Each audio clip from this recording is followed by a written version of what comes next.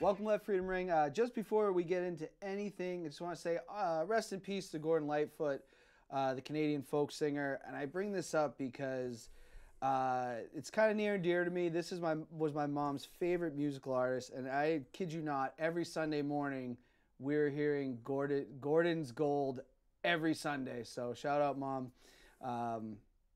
But rest in peace, Gordon Lightfoot. But my guest this week, the head trainer of the Elite Pro Wrestling Academy, Mike Hollow. Welcome to the show. Hey, yeah, nice to have you. It's nice to see you. Yeah, I'm glad to have you on. I'm really excited about this. Let's get to know you a little bit. Where are you from? Where'd you grow up? I grew up in Saugus, Massachusetts. Was a resident there for a long period of time, and then finally moved to the grand state of New Hampshire, with where I reside in Windham, New Hampshire, right now. Okay, nice. Yeah. I think you made a good choice as someone obsessed with living in New Hampshire. Yeah, it's been great. I love it. It's nice. Awesome. Now, what's 3 things that everybody should know about you? Passionate about professional wrestling. I've got a wonderful son and daughter, Michael and Ava Hollow. Love them dearly. And a huge Boston sports fan. Okay. Yeah. All right. How'd you feel about the Bruins? Disappointed. I thought they worked so hard during the regular season, and it's like a switch went off with where it wasn't the same team playing playing during the playoffs. So, yeah, I think Bergeron's hurt. Was he playing hurt? That's what we heard. It it was interesting because I thought the dynamic of the team changed a little bit when he came back. So something didn't seem the same. There was more sense of an urgency when he wasn't playing, and then when he came back. And I mean, obviously he's a great player, but something just didn't seem to be clicking. Yeah, I don't know what I'm not a huge hockey guy. Like I consider myself fair weather Bruins. Like I'll watch the playoffs, but like I told somebody, I said, hockey's a weird sport, and I don't know if that's why I don't like hockey. I said Bruins are gonna be out in the first round, and I didn't. I said it, and I was like, I hope I'm wrong, but I just have this weird feeling, and it's that type of sport. It's I was like watching totally two different teams during the course of the regular season and the playoffs. It wasn't the same dynamic, same team. Well, I'm sure they'll be back. They'll be right back in the next year. Yeah. Sticking with the theme of the show, this is the big money question that we have on Let Freedom Ring. We ask everybody this. It means different things to different people. But what does it mean to you to be an American? Oh, I love it. I mean, think about, we live in the greatest country in the world. I mean, fortunate for the things that we have around us, our freedoms. So much that, there is so much opportunity here within the United States as an American citizen. And, it's something that I think that we definitely shouldn't take for granted. And, there's a lot of people that want to come here because of, the opportunities that we have. And sometimes, I think that, we lose sight of that as Americans.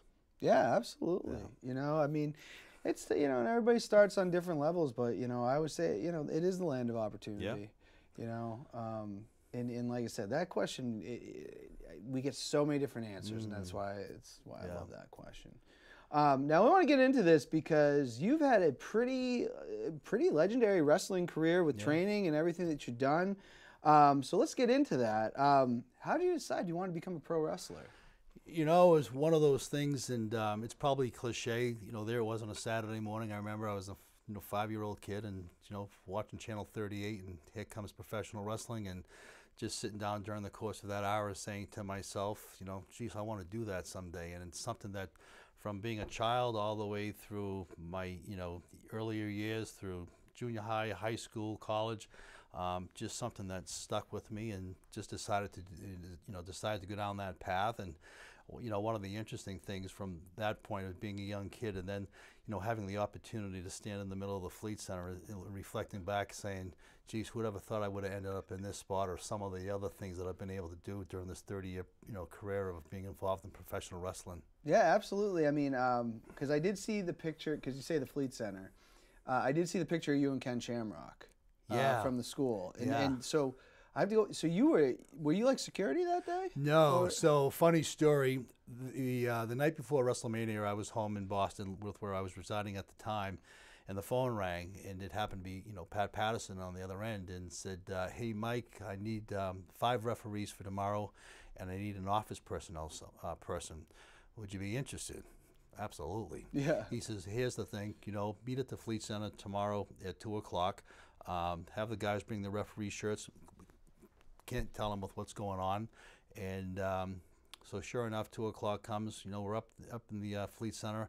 you know, we walk to the ring and, you know, there's Shamrock, there's Rock, Pat, and Vince, and we're putting the piece together, you know, for that, you know, episode of the WrestleMania 14. And, you know, then not too long ago, I had an opportunity to circle back with Shamrock. We hadn't seen each other in 25 years, and he was at the school at the Elite Pro Wrestling Academy doing some mocap motion stuff for video games. And it was interesting, and it was great to be able to, you know, circle back with him. Yeah, no, that's super cool. I mean, I wish he stayed around WWF a little bit longer, because I felt like that was a short career there. Right. Yeah. You know? I was going to ask this other question too, because you look like a very athletic guy. Was there any sports that you were playing before you got into the wrestling? Like, was there a foundation? Or anything, baseball, and I really enjoyed playing high school basketball, and I did well with that. Played in college. Just something that I enjoyed, and, you know, still athletic today, still, you know, bouncing around the ring when I can with the guys, and they're probably bouncing me around. Yeah. Awesome, awesome. Now, we just talked about the moment with Ken Shamrock, but in your wrestling career, because we're going to talk about the training, but like, what are some of the favorite moments that you had as a pro wrestler? Well, I probably one of the things, as we were talking about earlier, that was kind of surreal for me, is when I had when I first had the opportunity to climb the stairs at Killer Kowalski School over in Malden, Mass. Because up to that point, I had been traveling on the WWF Road Crew for a period of time, year and a half, 2 years, and then I finally decided, you know, I'm going to go for it. And climbing those stairs was probably the most intimidating thing that I had to do. And you know, you hear Walter and his gruff voice, and then finally, you know, being, you know, face to face with him and seeing what was going on, and that really, for me, started the pathway to with where I'm at today, with, you know, many of different things that have happened along the way, from, you know, matches that I was able to have with different people that I saw on TV as a young kid, working with different guys and girls that have gone on to have, you know, great success, and being able to be Walter's head trainer at a school for a period of time, which was, you know, very fortunate for. And then my time at CTC, my 10 years of working over there at the Chaotic Training Center, and now up at the Elite Pro Wrestling Academy in Concord, with where, you know, we're really starting to get after it, and you know, I feel really good about the things that are going to be happening there soon. Awesome, awesome. Now, for anybody that's watching it at home later, when he says Walter, he's referring to Killer Kowalski, and I just want to stress how important that is to like the overall lineage of New England wrestling, because it all kind of seems like it stems back to him. It does. You know, as I was sharing with you earlier, you know, if it wasn't for Walter Kowalski, you know, you and I wouldn't be sitting here today. So I guess it's, you know, you kind of have to look at it. You just never know with where opportunities are presented, or how relationships are built and formed, and, you know, how they progress over a period of time. Because if it wasn't for Walter, you know, I wouldn't, you know, been able to do the things that I've enjoyed. So, you know, I'm, you know, fortunate and grateful for that. No, absolutely. And I know we're talking off air. I think you said you started in 92. Yeah. Did you cross paths with like Triple H and Tony Roy? Roy? Yeah, Tony Roy, Triple H, Perry Satin, Giant Ron Reese. There's a whole China. Yeah.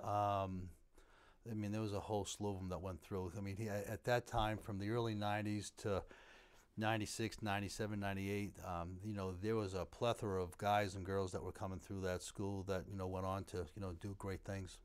Yeah, because Triple H must have started, right? Because if he's on WWF by he was 94, he was around. He was at Walters for about a year. We were training there together. Perry Satin was there. John Cronus. Yeah. China was there. You know, Aaron Stevens. Aaron Haddad, he started there when he was 14. So yeah, just a lot of different people that came through the school at that time. It was, we had great classes. We did a lot of great stuff. Yeah. Yeah, I find that all fascinating, because like even when I was a kid, because I'm from Nashua, and when I hated Triple H, right? I mean, obviously, it was the blue blood. But when I found, I'm like, wait, he's from my hometown. Yeah. You know, when I remember finding that out, then that was around the time that he was growing, and he became like the coolest thing. Yeah. I was like, I can't believe someone from Nashua is on, you know what I mean? It's amazing with where, you know, how that his lineage, or how it all evolved for him, and you know, and you have to look at it with where the position that he's in today. It all started the same for all of us. I mean, he climbed those stairs like I did. Matt Bloom, right, started at that school. Yeah. You know, Coach Bloom, who's down at the WWE Performance Center, is the head coach down there. So, you know, Matt's doing his thing, Triple H is doing his thing. You know, I'm continuing to do my thing. So, you know, again, it all ties back to, you know, Killer Kowalski. Yeah, you know, I've kind of realized that wrestling is such a hotbed in New England. It really is. You know, Yeah. all the stuff that's come out of there. And I feel like I was missing all these years because I didn't start. I remember I went to Dan Miranda. Yeah. He had somehow I saw something about MWF, Millennium Wrestling Federation. X-Pac was going to be there. And at this point, I've missed a lot of the indies. The first indie show I ever saw was actually at the high school. Coach Hobson, Mav was wrestling the Lobster Man. That was the first time I'd ever seen a local show. But anyways, once I found that and then found Chaotic and all this stuff, I was like, this has all been going on underneath my nose and I didn't know about it. You know? And more so now than back then. I mean, someone was talking about it today. I was listening to a piece, and, you know, at that time there was probably 3-4 promotions, and now there's so many opportunities for guys and girls to go work at different places. So it's really taken off. Yeah, no, and I want to get into this, but I got to get to more of the shows of the Wrestling Federation of America, because I've been going through some stuff that I had to take care of, but I was so excited when you guys put that schedule out, because like, whoa, they're running in New Hampshire like all the time, which is awesome. It's phenomenal. You think about it, you know, Scott's really come out of the gate, and with what he's been able to do with WFA, you know, again, the resurrection of it, the production of it, you know, the facility that we have in Concord. If you ever have an opportunity to go see a show there, go. It's a great place for professional wrestling. It's, you know, the atmosphere, the building itself as a whole, the training facility, you know, as with what we have set up with, you know, with the 3 rings. It's really exciting, and I think, you know, and now we're really getting into our 11th and 12th show. We've got some stuff coming up here in May with, you know, we're going to be busy. It's, you know, we ran 11 shows trying to find out who's who, and now we've kind of really get a real good direction with where we're going to go story-wise and different things that are be coming up. So it's been exciting. And the other thing, you know, we've been able to reconnect with WWE, you know, with Gabe Sapolsky, who's, you know, which is a great plus for our students and for people that want to come and be a part of something. So, you know, we're really excited, especially being, you know, not even a year into it, and with with a lot of the things that we have going on. Yeah, no, and I love it, and you guys are doing a good job. I love when wrestling companies keep up with social media, and you guys you're doing that, and I love that. Yeah. I gotta ask this, just bringing it back a little bit. How did you start training others? Because did you aspire to be a trainer, or you were going for that, and then it kind of? Well, like everybody, right? I mean, I wanted to be that guy, right? I wanted, you know, to be that WWF, WWE guy, and you know, obviously that didn't come to fruition. But I just had a real general interest or a passion, I would say. You know, and I was really fortunate earlier in my career. I was able to, you know, form some relationships with people that were just very wise to the wrestling business, and gave me really a lot of valuable insight of, you know, inside the ring, outside the ring, you know, development of training of, you know, wrestlers and so forth. So it just kind of evolved and took off, and I just have a real passion for it, with where it's so hard, you know. You think today that, you know, the big thing to, you know, to help students is being able to give them, you know, good solid information in their ability or their progression from, you know, getting from point A to point B. There's just so much to know in our business, not only in the ring but outside the ring as well, and from communicating with promoters or your peers, how to carry yourself, you know, the level of professionalism. You know, and then on top of it, you know, being a solid worker, right, with where you're safe and you're not hurting people, and you're getting noticed for the right ways of the things that you can do in the ring. And for me, the thing that's real, I think that separates me from other trainers throughout, is I just really want to focus on the little things that are going to get you noticed or potentially a job, because you just never know when you're going to get that opportunity to get seen again. So when you are, you know, be prepared to, you know, get after it. Yeah, I think that's like the one of the things I've always kind of realized, like I've thought about with wrestling, and obviously you may be able to answer this better. It's like, I think some of it has to be luck, right? Mm-hmm. Like the right eyes see you at the right time. Yeah.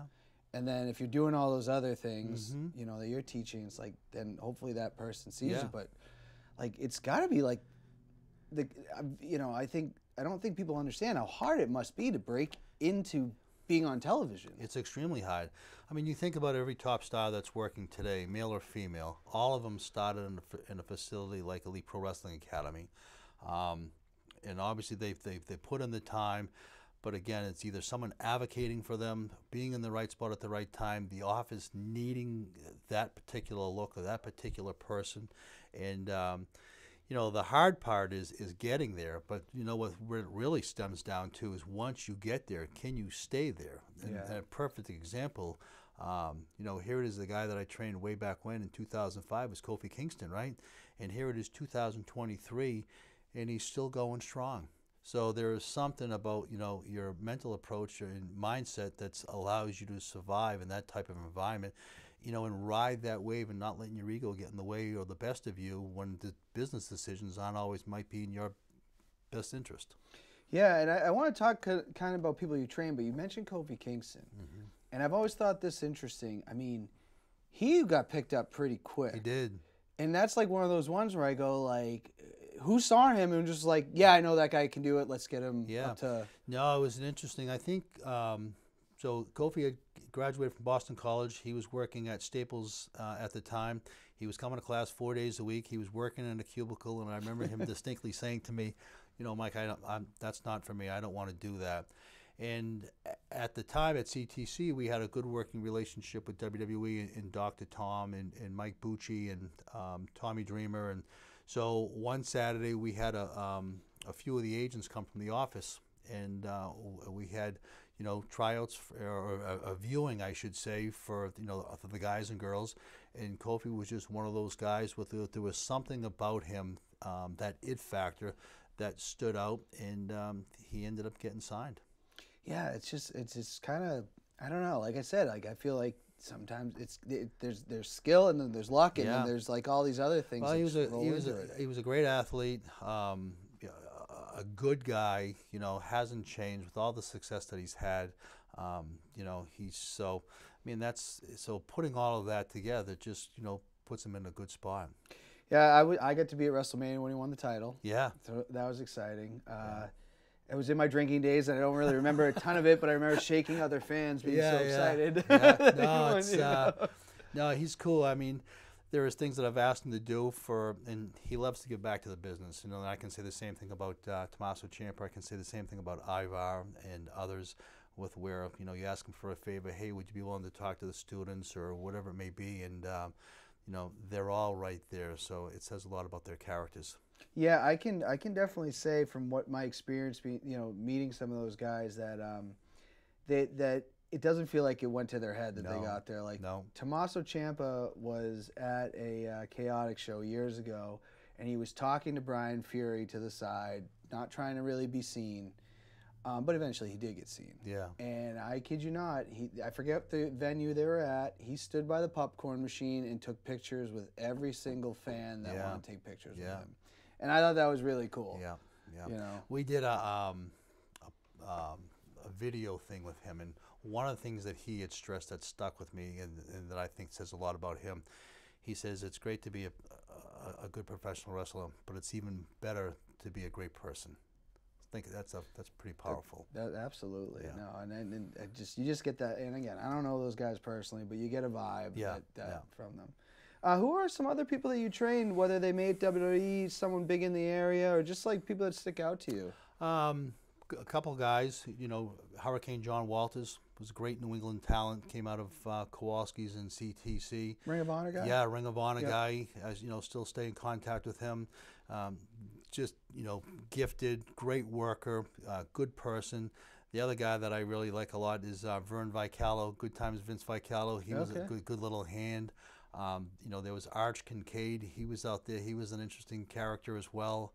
I mean, there's a laundry list of people that I've come across, but you know, I just this New England produces some real good local independent talent. So it's like you said earlier, it's definitely a hotbed of guys and girls that are trying to get after it. No, absolutely. I was gonna ask this: have you had, I'm not looking for names or anything like that, but have you had any students that you're like, I feel great about this guy, but they just don't keep pursuing it? Like there was a guy, Chaotic, and I think because this has been on shows before, but Brett Domino. I remember he was doing really well, and then he just decided, man, I just want to work a regular job. Like, Yeah. Anybody come up like that ever? That you're like, I think for me, there's some guys that I felt that should have had that opportunity to get through the door, to that next level. I felt that way about Arch. I felt that way about, Vince Vicalo. I felt that way about, John Walters. There was something about them that they should have got to that next level. And again, it's the right time, the right place, and so you just never know. Yeah, They definitely worked hard. It's I think and we're just focused on wrestling, but like the entertainment business seems just a brutal place. Yeah. Like it's hard. I mean, there's only so many jobs. I mean, if you put AEW and Ring of Honor or WWE, I mean, if you would add it all up, I mean, how many spots are there or contracts? 200, 250 across the country, and think about how many people all over the world that are trying to get into these organizations.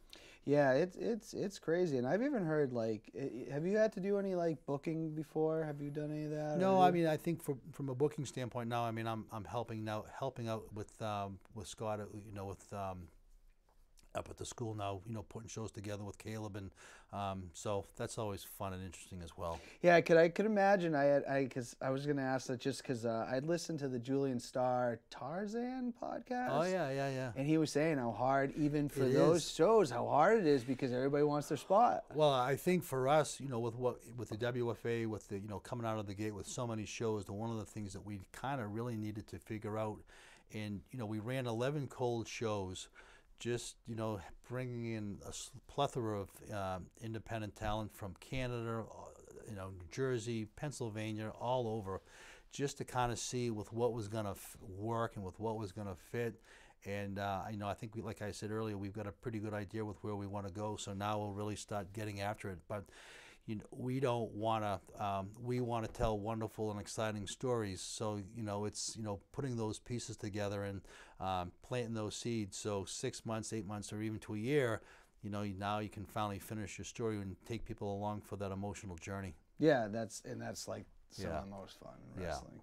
I won't even bring up Cody Rhodes right now and how upset I was over Yeah, that. but it was it was wonderful how they did it, right? Because there's so much and they know with what they're doing because they got you emotionally how you feel, right? And that's with what they were going after. Yeah, and that's definitely the reaction they wanted because we were driving home. My brother loves Roman Reigns. Yeah. Loves him.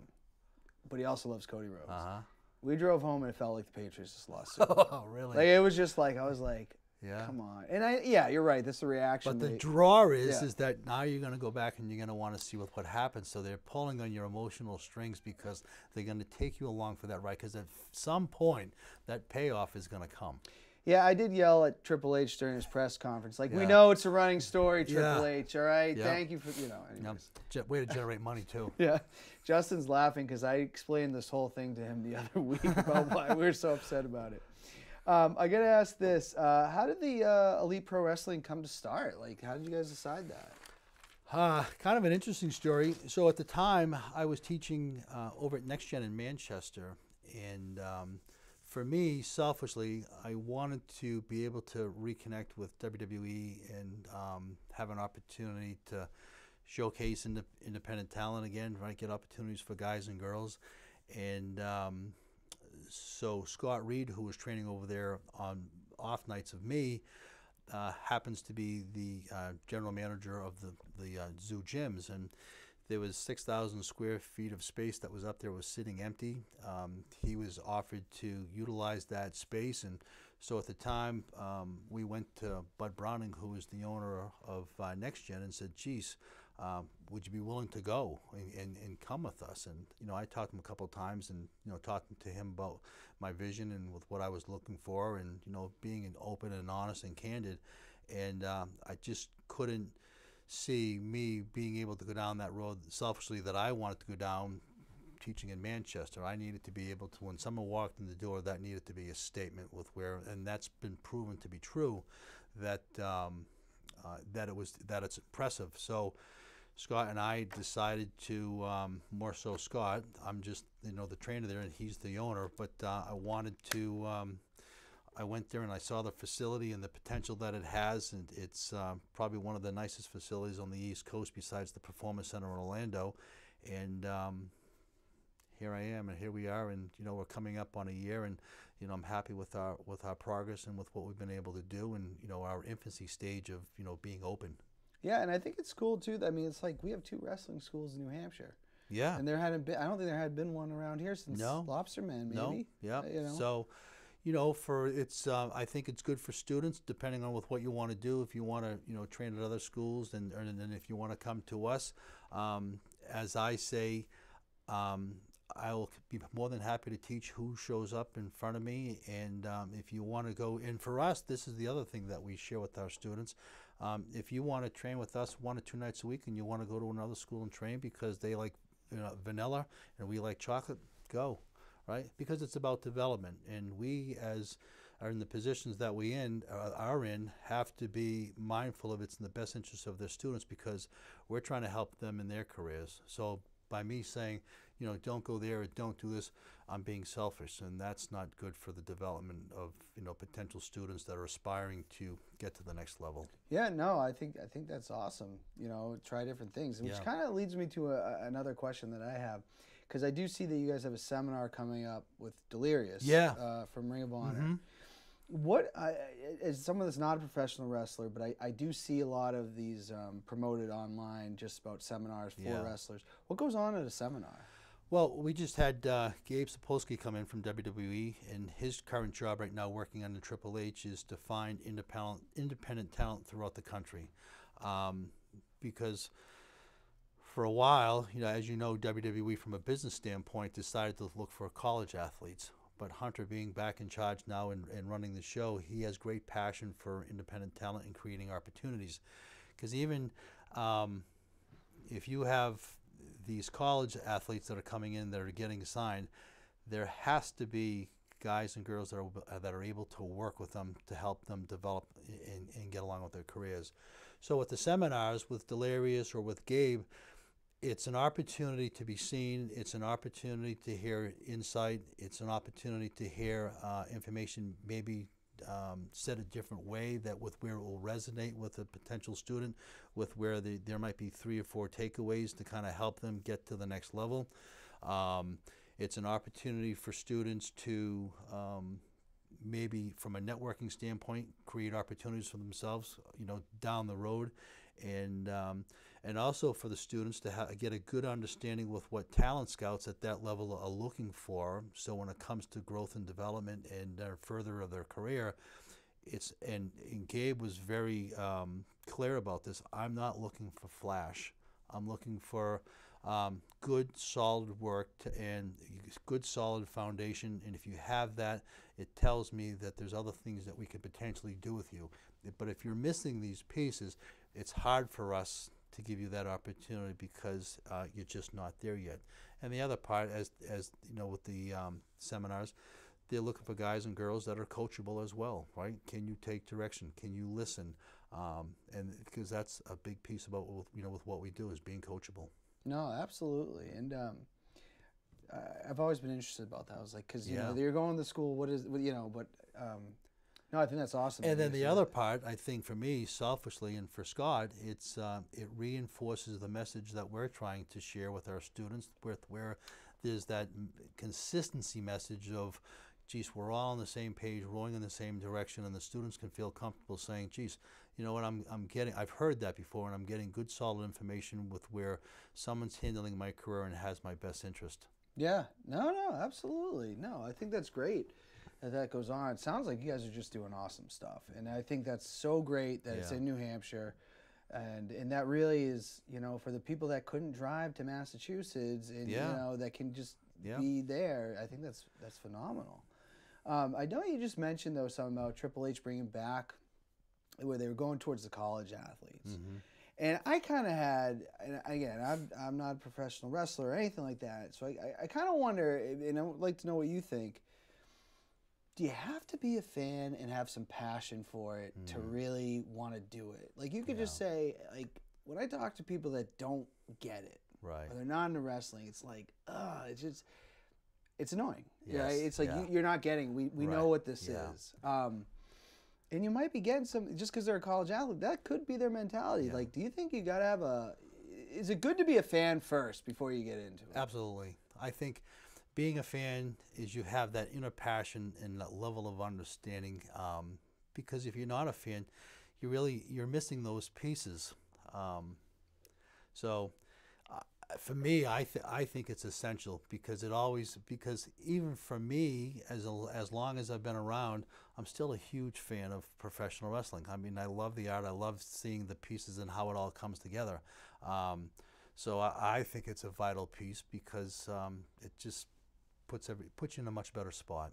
Yeah, I mean, to me, I think that's what worked with Kurt Angle was when they first tried to get him, he wasn't a fan. Right. And then he started watching it, became a fan, Yeah. and then he was this, I remember when he first was going to come in, we thought he was going to be this boring, lame character, and he had so much personality, Yeah, so you talk about Kurt and you can talk about Brock Lesnar.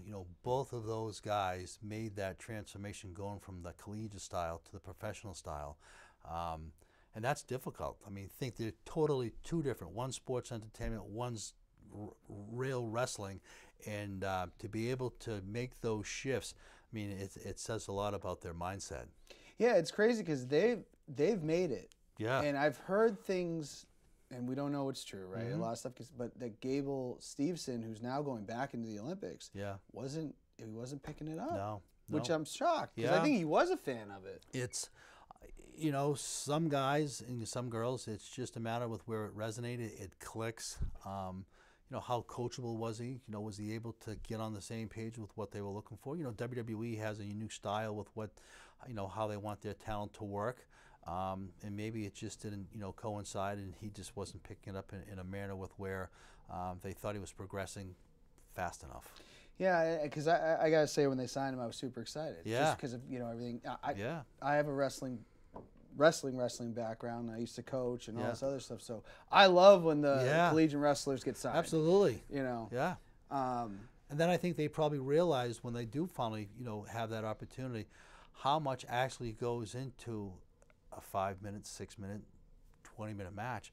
I mean, the nuances, the pieces, the movements, the facials, the body language, the timing, the positioning, understanding your audience, how to engage them, all those little pieces with and when you're in that style, it's just you and your opponent. Now it's either at our level, whether it's 200 people, 20,000 or 80,000 people, how are you projecting?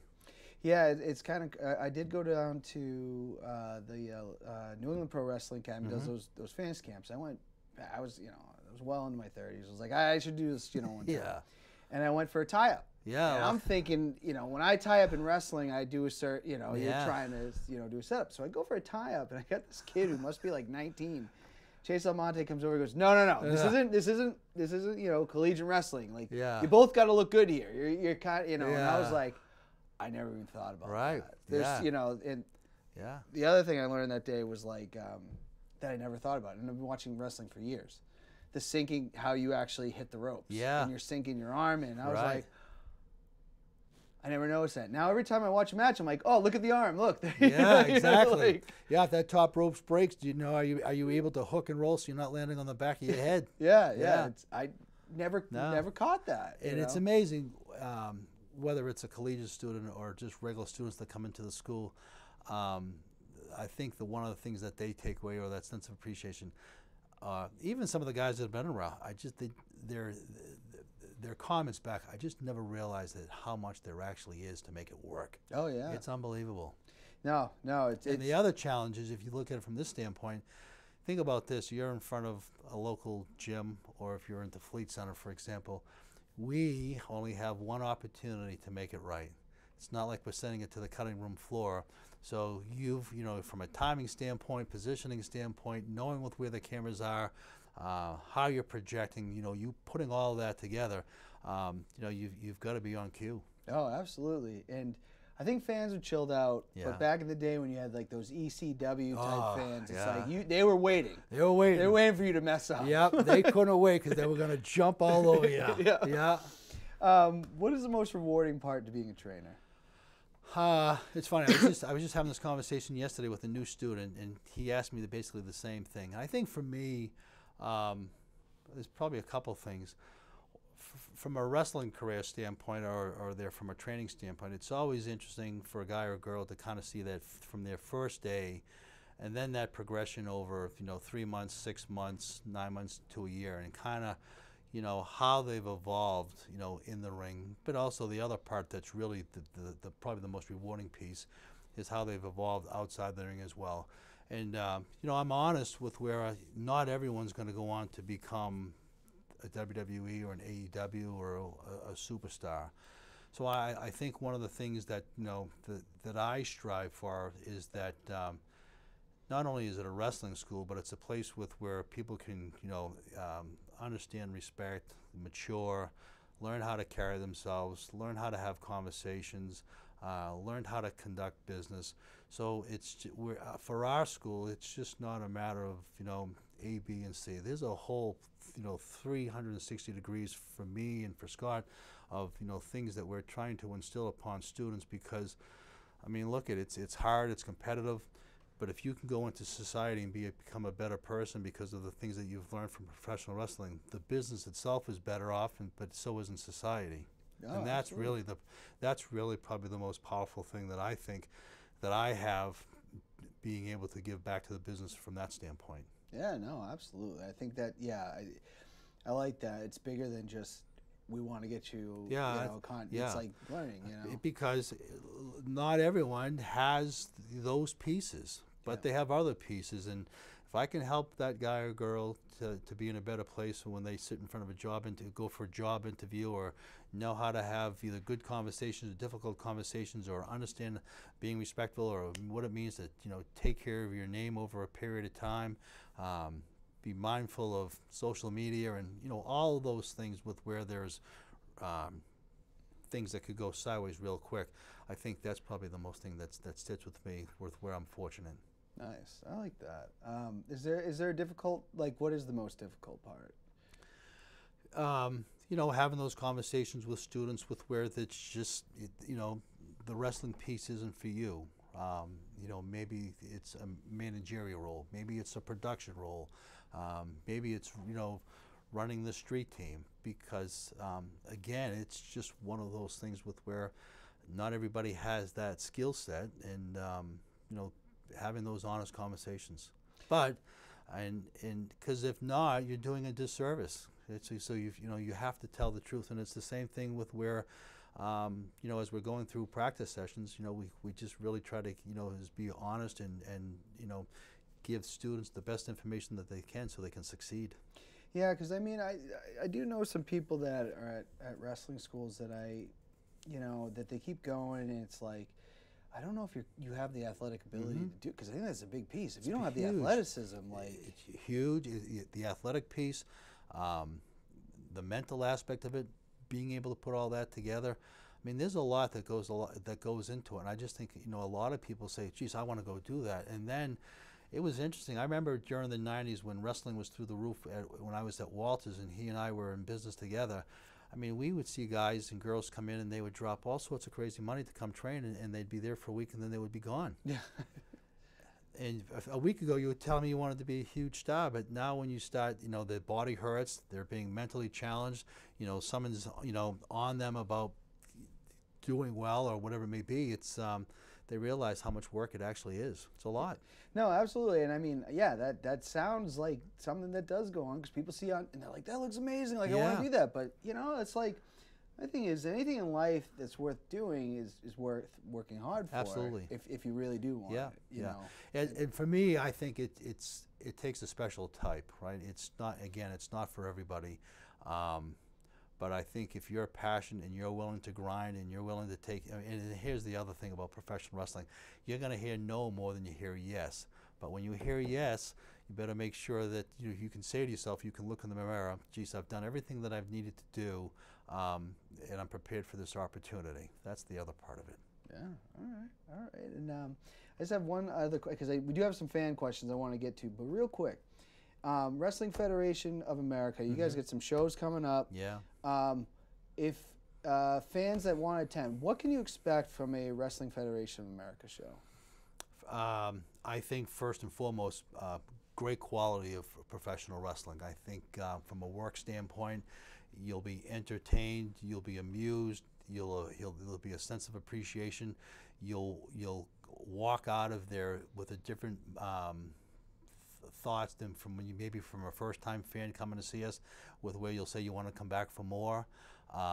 I think, as I was saying earlier, the facility itself, or wherever we run our shows, our setups, our talent, our referees, our production, I just think that, you know, here in New England, you know, we're really starting to get out in front of it. And I think, you know, we've raised the bar here in New England and throughout the Northeast of what good quality professional wrestling should look like.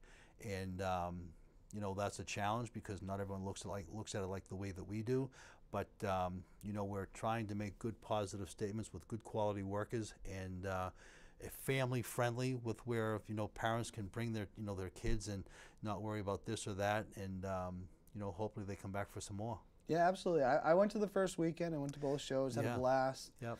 I even brought my nephew to his first wrestling show, which was really cool. Yeah. He was really into it. I still got a lot to teach him about, like, you know, but it is a good time. So definitely you can find the Wrestling Federation of America on all social media.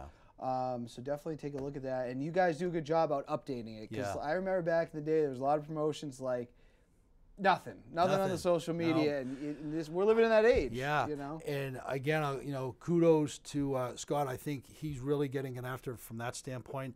You know, we're always trying to put that social media information out there because, again, we're just coming out of the gate. You know, we have competition around us from other promotions, which is good. It makes us always, you know, thinking ahead is how can we raise the bar? How can we get out in front of things?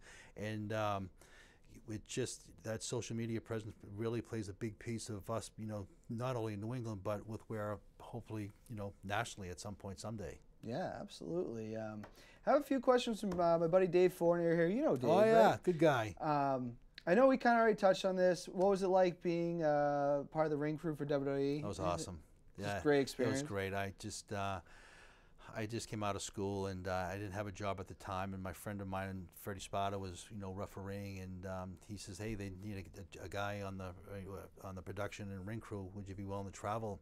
You know, here it was. I was saying earlier, 5-year-old kid, you know, going to the Garden every month, seeing wrestling shows, and my first job with WWF Ring Crew, production crew, was to drive to Stamford, Connecticut, leave my car in the office parking lot, get a rider truck, and drive the Brother Love set across the country. Oh, wow. And I had to be there in 7 days. I did it in 3. They gave me a boatload of money to put in my pocket, and drove across the country. Spent, you know, a couple days out on the West Coast doing TV, totally different experience, and then getting on an airplane after the TV was all done, and the next big event that I was working was the Boston Garden, and again, another surreal moment. I'm sitting in the locker room getting dressed and putting on my sports coat, and you know, here's Hulk, here's Sergeant Slaughter, and a slew of guys that I grew up watching, and here I am in the same locker room with them, you know, gonna go, you know, do my job at that night, whether it was timekeeper at the bell or doing jackets or whatever it was. So I said to myself, how the hell did I get here? So it's crazy. And then, you know, being on the road 2 or 3 weeks at a time, from building to building, you know, town to town, just, you know, being around the guys that were just, you know, that I saw on TV and getting to see what they were like as people. Being fortunate enough to meet a lot of very intelligent people that have really helped me along my way with what I'm doing today. So that was a real blessing in disguise. So, yeah, I wouldn't take it back for anything.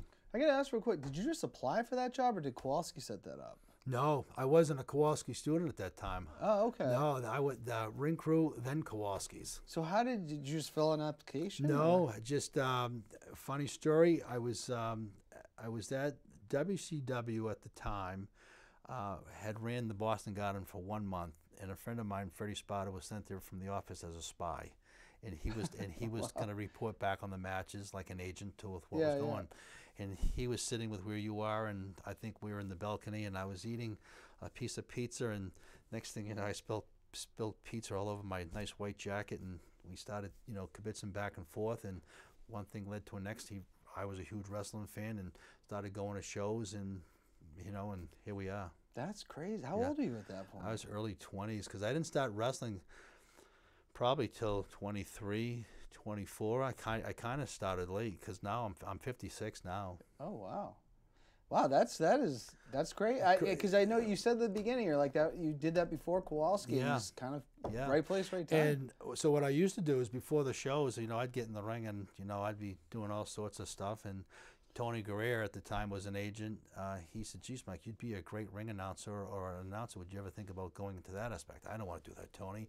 And then the other guy that I became friends with was Mr. Fuji, and he said, "Why don't you?" And you know, and he knew Walter. And for me, I grew up in Saugus, and Walter was in Malden, was the next town over, so it was a hop and a skip. Wow. Yeah. That's a. You got a lot of great stories. Oh, I could sure. I could write a book. Yeah, got to do that. He also asked biggest challenger trainer. We kind of talked about that already. Will Mike Hall have one more match? Well, you know, there's this gentleman that's been floating around that's starting to poke his head in the WFA, kind of causing some havoc, and his name's Spencer Slade. And he's being managed right now by Adam Baracino. I've seen this. Yeah, yes. Yeah. And Spencer and Adam, they really did a number on, you had to guess, Will with Sonny. And Will was on the receiving end of a real onslaught of things from Spencer, and I had to get in and break it up. So I don't know where it's going to go. You know, like I said, I haven't wrestled for a period of time, but I'm not liking with what I'm seeing with Adam and Spencer. Spencer was just on a 30-day suspension, so we'll see where things evolve over the next couple months, and if they end up doing things right, maybe not, but if things with where I have an opportunity to kind of square some things away with Spencer and Adam, that could be the case. All right. I'd like to see that. You know, get some payback from my guy Will. That's right. How much longer is he? I haven't got to talk to him in a little bit. Is he out for a little bit? Yeah, he was out for a little bit longer. He really had some serious damage done to his ankle with the stretching of his ligaments, and you probably saw the black and blues on his leg. Yeah. So. We'll see what transpires. It's funny you say I got into the business older. He was like 10 years older when he said it. Yeah, he's yep. And it's funny, some guys start, you know, late 30s, mid 30s, early 30s, and I've had, you know, students as young as 14, and so you just never know. Yeah, no, it's interesting. Because I know the first time Will did the show, it'd been the first time I'd seen him in a little bit. And he said he was like looking at, and I said, "Oh, you're really gonna?" And he's really doing it. So yeah, Will's a he's a good guy. Yeah. I like him. He's been a good student. Married and got a little girl, so I'm happy for him. I go way back with Will. Oh, too. You do? Boys and Girls Club wrestling days. Oh, okay. The Duncan family they're big wrestlers. Then he married Cassie, who me and her were the directors of a summer camp for a couple summers together. So everybody's connected somehow. It's it's one of those things you just never know who knows who. Yeah, exactly. Yeah. I want to ask this real quick: top fives. Top 5 wrestlers you would say in New England right now that aren't necessarily in WWE or AEW. Alex Price, I think, is a good hand. Has a lot of upside. One of my students, Keon, who's training up now at WFA. His name's coming up a lot. Yeah, I like his upside. He's a young kid, carries himself well. I think he has good opportunities down the road. Who else is out there? Some of the girls. I think one of the girls I'm watching now is the Becker girl. That's doing a lot of work. I think she's. Oh yeah, she was basic Becca, but now Becca the pop star. Yeah. So I think there's I'm paying attention to her. She's doing well. There's a couple out there that I think. Right time, right place. You just never know with what good opportunities, and I think for all of them, it's just is being prepared. And it's interesting. you start working shows, and if there's one thing talent can take from this, don't stop training, right? You know, keep after it, keep working hard, because I see so many guys and girls, they start training on shows and they think that start working on shows, excuse me, and then they just stop, they disappear, they don't feel like they have to train anymore. You have to train more just to kind of continue honing your craft. Yeah, I think that's a big piece that, you know, I never really thought about, but noticed, like, people like, you know, Carmelo Hayes, who's now on WWE, Christian Casanova. Yeah. He was always still training. Always. You know, always. Anthony Green, I always noticed their social media, they're always training. Yeah, I mean, Anthony's over in Japan right now, and look at, you know, either every day or every other day or every couple of days, you know, there's a picture coming from the dojo over in Japan. So there's always something to be learned, or different things that you can pick up from different people that might be able to give you some different insight. So my message is, don't stop training, continue to train, listen to people, you know, because you just never know how it might help you. Yeah, and it probably keeps you in shape. Yeah. What you actually need to do. Right. To be, you know, yeah. on there. Yep. I'm going to ask just one. I had top 5, but I want to get into buy or sell. Who do you think is the top wrestler in the world right now? Top wrestler in the world today. Or couple, I guess. We got. Well, I think Roman's has, from with where he was to with where he's at now, I think you know, he's really raised the bar. I think he's done exceptionally well. Cody, I think, you know, he's there also. I think those two right now are probably, you know, really running neck and neck with where, you know, they're just pushing that envelope of, you know, being at the pinnacle. I said this, and I've said it on social media, that I was the most excited for a WrestleMania main event I had been since Rock and Austin. Yeah. It really felt like this, because, you know, like we've had good main events, but it was like Cody's coming back, and it's like the closest thing to, you know, like a WCW guy jumping to WWF back in the day, right? You know, as we were talking earlier, I think it's great how they weave the story and how it pulls on your heartstrings with where you were driving home. Oh, I was ready to buy all the merch. Yeah, right, all of it. And, you know, and then good old Hunter, he pulls a swerve, and he's going to want you to go back and watch on Monday, and then 6 months down the road, you never know what the payoff might be. Yeah, I'm just if he wins that world title, I'm going to be very upset, because right now I think that feels like a consolation prize. We know wrestling's a story. Yeah. But it's presented on TV like real, and that title seems very secondary to what Roman has. Yeah. All right. I want to get into this. Buy or sell. So I'm going to give you something. You tell me whether you're buying or you're selling. Okay. All Elite Wrestling. Selling. A lot of people saying that. Yeah, selling. It's just, you know, being able to be around WWF, WWE, and kind of see some of the inner workings when I was there, and people that were in charge, you know, after I left, and wrestling, and just from a business setup and how they go about things. It's just, you know, Tony's got a whole slew of people that are probably in his ear, and Vince was very guarded to who he let, you know, his inner circle was, from business standpoint, was very tight, and I think it ultimately allowed him to be in a much better position for longevity, and then having a better, just an overall better understanding of professional wrestling or sports entertainment. And Tony Khan, stay off Twitter. You're the owner of a company. Yeah. You can't be on there getting mad at people and telling them off on. I know he's a millennial like me. I think he's like a year older, but like, I feel like if I owned a company, I wouldn't be doing stuff like that. Well, there's no separation with probably him with talent, right? I mean, he wants to be amongst the boys, and you know, unfortunately, there has to be that line in the sand, and that's. And behind the scenes stuff is bleeding onto the internet. Yeah, like, you know, absolutely. There's a lot of stuff that goes on. It doesn't give them hype. It makes them look like clowns. Yeah, in my opinion. Yeah, it's either professional or not professional. Yeah. It's just this.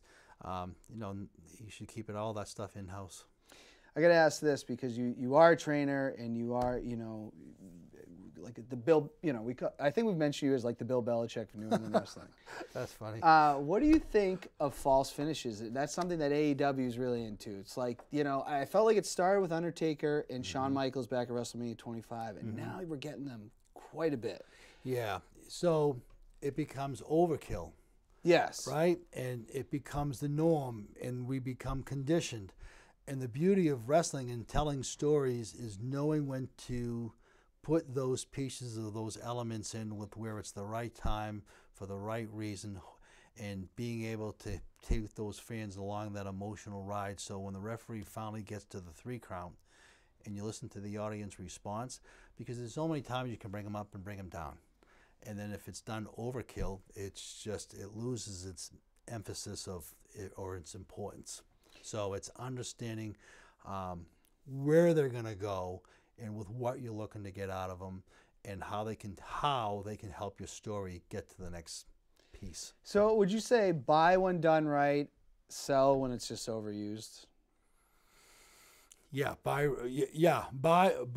when thinking about your audience with where they're going to become that much more vested and emotionally attached to with what you're doing, but don't overuse it. Yeah, I have to agree. And sometimes I'm watching like the Young Bucks. I'm like, all right, we get it. If you do this every match, like I don't get excited for it. I don't, and that's with where it's like it's conditioning, and I don't. It's wrestling is the element of surprise. Yeah, that's the beauty of it, right? And if you give it to them and give it to them and give it to them, they know. And that's why the Roman Cody ending was great, because it was like, no, he's gonna. Damn. But that's the but you think about, right, that's the difference between those 2 top guys and being top guys, and how they know how they understand how to produce that. And then you've got guys over here that might be working for a different company that just don't understand that the way that they should. No, absolutely. I do one more real quick, because we're getting short on time. He was on the show, The Politician. Yes, Matt. I was with him last night. I got to give him kudos. He's got a full-time job traveling back and forth to Boston from where he lives in New Hampshire. He's at class consistently. He's putting himself out there. He's networking hard. He's taking any opportunity that he can get. I appreciate the fact, for me, from where I sit working with Matt, that he's asking and looking for advice and trying to help his work evolve and clean up and become tighter, to with where that opportunity is going to come, and now people are going to want to start to book him consistently. He started wrestling late, but he's keeping after it. So I'm proud of him. He's done well, and he's been very coachable. Yeah, no, he's great. He was a great guest. Yeah. Mike, I'd love to have you on again. Thanks for coming on. Thank you. I think we could give you 3 hours if we needed. We could talk about a lot of different things. So we'll set up another time and talk off air. But everybody out there, have a great week. Keep your heads up. Until next time, let freedom ring.